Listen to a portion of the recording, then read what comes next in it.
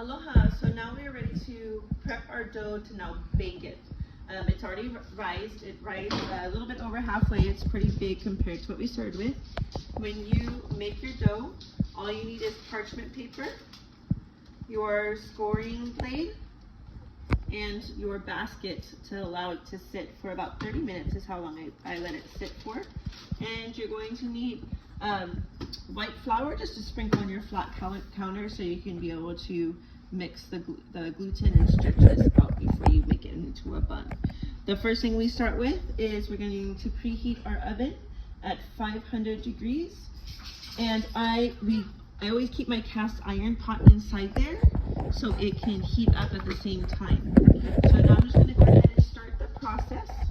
So I'm going to just pour a little bit of flour here. And I just spread it out a little bit so my dough can be able to lay nicely out on top of that. Okay, now we uncover our dough that we have, and it's nice and bubbly so we know that it's fermented. And it's kind of very sticky. So we're going to scrape out our dough, and it's pretty sticky and gooey.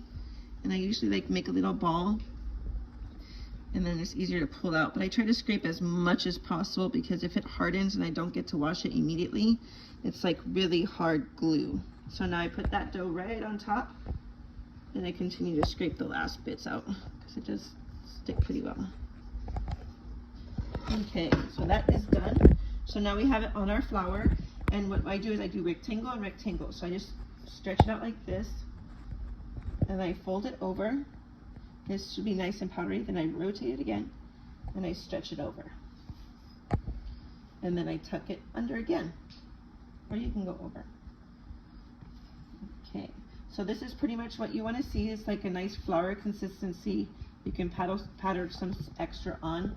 And what I do is I kind of tuck it, and I tuck it, and I roll it. So now look, it's like a really nice roll. And then what I'm going to do is I take this parchment paper, I line my basket with it, and I put this right on the middle. I just want to make sure I get it with the flour so it doesn't stick to me so much. I put it right in the middle. Then, let me wash my hands. It's kind of sticky to dough, so I always like to wash my hands consistently. Okay, so now what we're going to do is we're going to score this. By scoring it, that means we're going to take our blade. So right now you see that it's pretty smooth top, nice and floury. So we're going to take my blade that I have, and these are sharp, so just make sure your kids are aware if they help you score it. And then what I do is I do all different designs, but my main design is I just go one cut in the middle, and I make it look like little leaf. This is a really common design, but there's many articles on designing, and that is all it. Now what I do is I let this sit with a towel over it. Let me get my baking towel. So I just put my towel over it lightly